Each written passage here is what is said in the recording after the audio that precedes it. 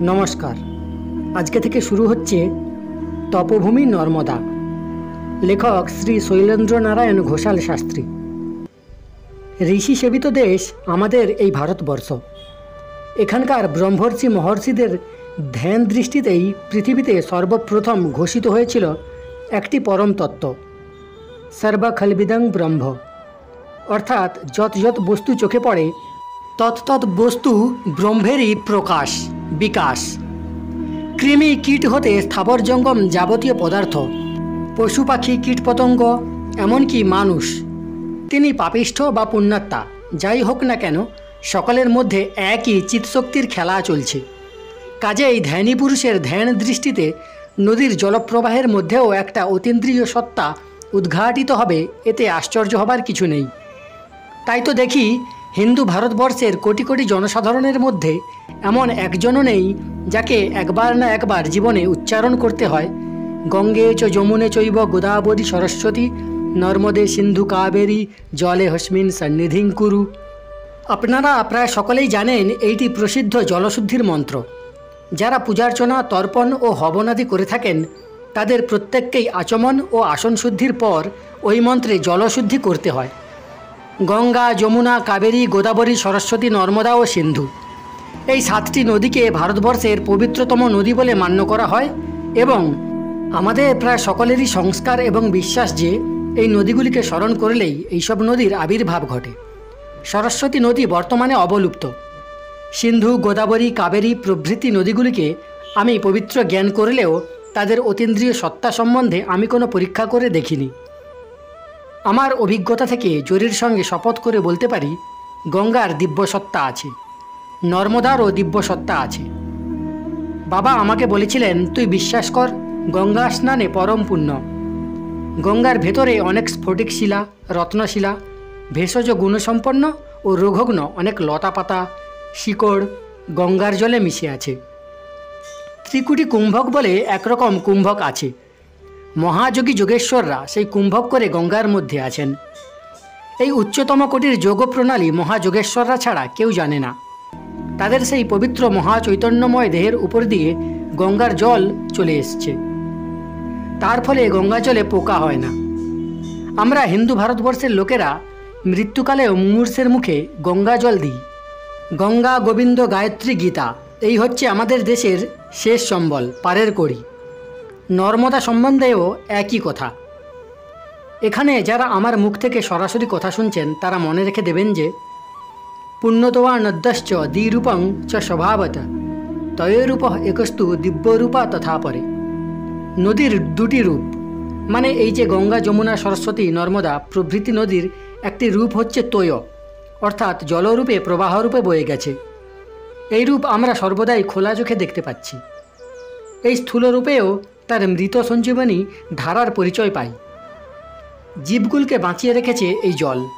বিশাল বিশাল ভূখণ্ডকে সুফলা ও শস্য শ্যামলা করে সকলের মুখে অন্ন তুলে দিচ্ছেন অন্নদা রূপে। এছাড়া আরেকটি দিব্যরূপও আছে। ধ্যানে তা বোঝা যায়, ধরা যায়, দর্শনও হয়। গঙ্গা বা নর্মদাকে যে মুখ্যদা বলা হয়, এ ভক্তরা ভক্তির আতিশয্যে বাড়াবাড়ি করে বলছে তা নয়। যাদের চোখে নর্মদার বা গঙ্গার দিব্যরূপ উদ্ভাসিত হয়নি তারাই বলে। গঙ্গার সিদ্ধ বীজমন্ত্র আছে, ধ্যানমন্ত্র ও স্তোত্রও আছে। নর্মদারও সিদ্ধ বীজমন্ত্র, ধ্যানমন্ত্র ও স্তোত্রাদি আছে। জলরূপে গঙ্গা ও নর্মদার একটি শরীর সত্তা, আরেকটি পরাঙ্গতি প্রদায়িনী দিব্য সত্তা। বিষ্ণু পাদোদ্ভূতা গঙ্গাকে ভগীরথ মর্তলোকে এনেছিলেন। গঙ্গাধর শিব তাকে জটায় ধারণ করেছিলেন। এসব পুরাণের কথা অল্প বিস্তর সকলেরই জানা, কিন্তু এ সম্বন্ধে ঋষিবাণী কি? যে কোনো স্তবস্তোত্রের বইয়ে শঙ্করাচার্যকৃত গঙ্গাস্তোত্র পড়লে দেখবেন তিনি উচ্ছ্বসিত স্তব করেছেন, ত্রিভুবন তারিণী তরল তরঙ্গে। গঙ্গা শুধু নদী নয়, গঙ্গা আমাদের মা চিন্ময়ী, পতিত পাবনী। কাশীক্ষেত্রং শরীরং ত্রিভুবন জননী ব্যাপিনী গান গঙ্গা। মহর্ষি বেদব্যাসের গঙ্গা সম্বন্ধে উপলব্ধিটি শুনুন। বিধূত পাপা যে মর্তা পরং জ্যোতিস্বরূপিণী সহস্র সূর্য প্রতিমাং গঙ্গা পশ্যন্তি তে ভুবি। সংসারে যারা নিষ্পাপ তারা গঙ্গাকে সহস্র সূর্যতুল্য পরম জ্যোতিরূপে দর্শন করে থাকেন। নর্মদা গঙ্গার মতো বিষ্ণুপাদী নন, তিনি রুদ্রকন্যা। স্বয়ম্ভু মহাদেবের তেজ হতে তার জন্ম। গঙ্গার অপার মহিমার কথা স্মরণ রেখেও মহর্ষি ভৃগু, কর্দম, কপিল, দুর্বাসা, আনিমান্ডব্য প্রভৃতি বৈদিক ঋষিরা ঘোষণা করেছিলেন, নর্মদাং সরিতাং শ্রেষ্ঠা রুদ্রতেজা বিনিশ্রিতা তারয়েৎ সর্বভূতানি স্থাবরানি চরানি চ। নর্মদা সমস্ত নদীগুলোর মধ্যে শ্রেষ্ঠা, রুদ্রের তেজ হতে সমুৎপন্না, স্থাবর জঙ্গম সমস্ত কিছুকেই তিনি ত্রাণ করেন। সর্বসিদ্ধিমেবাপ্নোতি তস্যা তট পরিক্রমাৎ। শুদ্ধ চিত্তে তার তট পরিক্রমা করলে সর্বসিদ্ধি করায়ত্ত হয়। খেয়াল রাখবেন, গঙ্গা বা নর্মদা সম্বন্ধে ওইসব কথা যারা ঘোষণা করে গেছেন তারা বর্তমান যুগের লুণ্ঠনানন্দ, রমণানন্দ, ঝোঁতারাম, রমণীশ বা বটকেষ্ট মার্কা কোনো অভিসন্ধি পরায়ণ সাধু সন্ন্যাসী নন।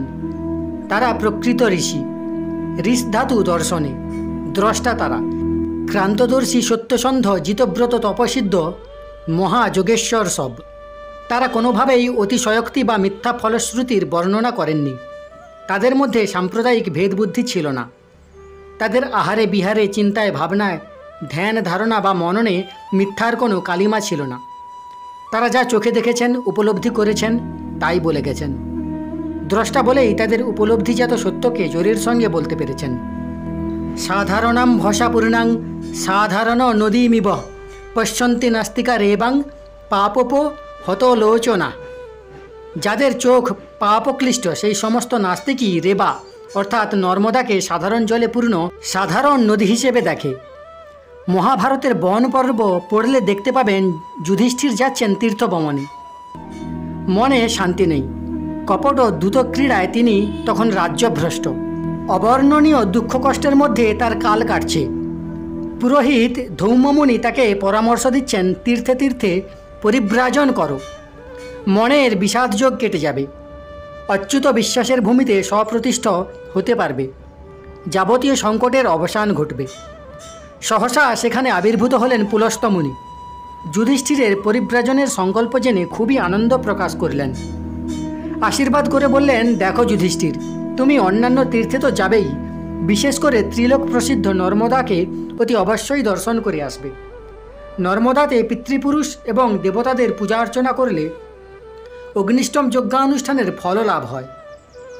নর্মদাস্তু সমাদাশ্চ নদীং ত্রৈলোক্য বিস্তৃতাম তর্পয়িত্তা পিতৃন দেবান অগ্নিষ্টম ফলং লাভেত।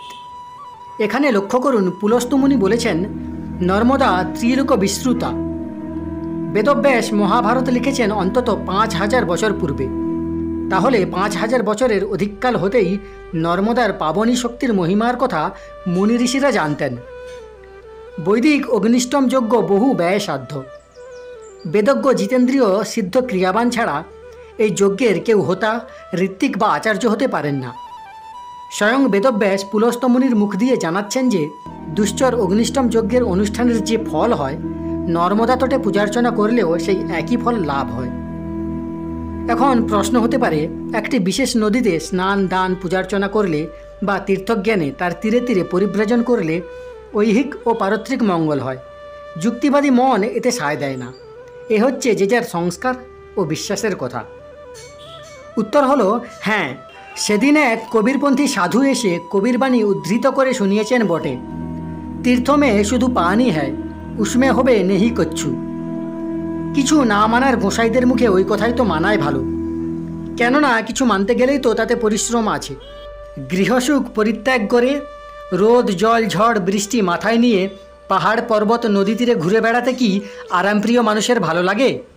অজানাকে জানা, অদেখাকে দেখা এবং বিশ্ব প্রকৃতির উদার ঐশ্বর্য ও সৌন্দর্যের অন্তরালে যে বহু বিচিত্র রহস্য লুকিয়ে আছে তাকে জানার জন্য মানব মনের এই যে চিরন্তন কৌতূহল ও বিজিগীষা, তা যদি সংস্কার হয়, সেই সংস্কার সযত্নে লালন করাকে আমি শ্রেয়তর বলে মনে করি। যে যার ব্যক্তিগত বিশ্বাসের উত্তরে আমি আপনাদেরকে কবিগুরুর একটি কথা স্মরণ করাতে চাই। তিনি বলেছেন, আমাদের ধর্মসাধনায় দুটো দিক আছে, একটা শক্তির দিক, একটা রসের দিক।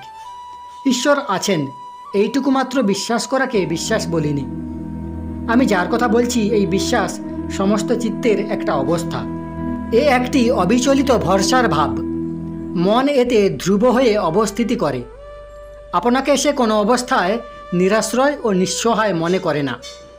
আপনারা ভালো করে চিন্তা করে দেখুন, যদি কোনো একটি বিশ্বাস ঘাত প্রতিঘাতপূর্ণ সমস্যা কণ্টকিত এই চিরচঞ্চল জীবনে নিরাশ্রয় ও নিঃসহায় অবস্থার অবসান ঘটাতে পারে, বলিষ্ঠ ও জীবন্ত আশ্বাসে যদি তার হৃদয়মন চরৈবতী মহামন্ত্রের প্রেরণায় নিরন্তর এগিয়ে চলার নির্দেশ পায় এবং তাতে যদি সে কৃতকৃত্য হয়েছে এ কথাটি সমগ্র সত্তায় উপলব্ধি করতে পারে, তবে এই বিশ্বাসে আপত্তি কেন? বিশ্বাস বলতে আপনারা বোধহয় ইংরেজিতে যাকে বলে ট্র্যাডিশনাল ফেইথ তাই বুঝে বসে আছেন। Experience creates faith. যুগ যুগ ধরে শ্রেষ্ঠ তপস্বীবৃন্দ নর্মদা তটে তপশ্চরণ করে যে প্রত্যভিজ্ঞা লাভ করেছেন, সেই প্রত্যভিজ্ঞাই প্রকৃত বিশ্বাস। বিশ্বাস শব্দটির অর্থও তাই। বি গত হয়েছে শ্বাস যখন। শ্বাস চাঞ্চল্যের প্রতীক। চাঞ্চল্যরহিত অবস্থা যোগ দর্শনে যার নাম লব্ধভূমিকত্ব, তারই নাম বিশ্বাস। এই কথাই বলেছিলেন বৈদিক ঋষি আনিমান্ডব্য। দীর্ঘকাল নর্মদা তটে তপস্যা করে তিনি তার প্রাত্যভিজ্ঞা ঘোষণা করেছিলেন। সন্তি তীর্থান্ন অনিকানি পাপত্রাণকরানি চ ন শক্তান্নধিকং দাতুম কৃতৈন পরিশুদ্ধিত। পাপত্রাণকারী অনেক তীর্থই আছে, কিন্তু সেগুলি পাপ হতে পরিশুদ্ধি ভিন্ন অন্য কোনো ফল প্রদান করতে পারে না। সাধয়েত জহ ভীলসন মুখ্যং কামনন্নান বিহায় চ সোহপি মোক্ষমেবাপ্নোতি নর্মদায়া প্রসাদত। কিন্তু কামনা বাসনা পরিত্যাগ করে নর্মদা তটে যে তপস্যা করে, নর্মদার প্রসাদে সে মোক্ষ পর্যন্ত লাভ করতে পারে। আমি বাবাকে একবার প্রশ্ন করেছিলাম, নর্মদাকে সরিতাংশ্রেষ্ঠা বললে প্রকারান্তরে গঙ্গার চেয়ে তার মহিমা বেশি, একথাই বলা হয়। কিসে বেশি? গঙ্গারই তো মহিমা অপার। স্বয়ং শঙ্করাচার্য তাকে পতিতোদ্ধারিণী গঙ্গা বলে বর্ণনা করেছেন। মানুষের মৃত্যুকালে পবিত্র গঙ্গার জলই মুখে দেওয়া হয়। মুমূর্ষের মুখে কেউ তো নর্মদার জল দেয় না। বাবা উত্তর দিয়েছিলেন, কারণ নর্মদার জল তো আমাদের কাছে সহজলভ্য নয়। হিমালয়ের দুর্গম স্থান গঙ্গোত্রী হতে গঙ্গার উৎপত্তি হলেও গঙ্গা সমগ্র উত্তর ভারত, এমনকি আমাদের বাংলাদেশের ভিতর দিয়েও বয়ে গেছে। তাই আমরা গঙ্গার জল মুখে দিই। নর্মদার উৎসস্থল মধ্যপ্রদেশের অমরকণ্টক, বিন্ধ্য পর্বতের একটি শৃঙ্গ। 813 মাইল দীর্ঘ নর্মদা নদী অমরকণ্টক হতে বেরিয়ে কাম্বে উপসাগরে সুরাটের কাছাকাছি বরজ বা ভারজ নামক স্থানে গিয়ে মিলিত হয়েছে।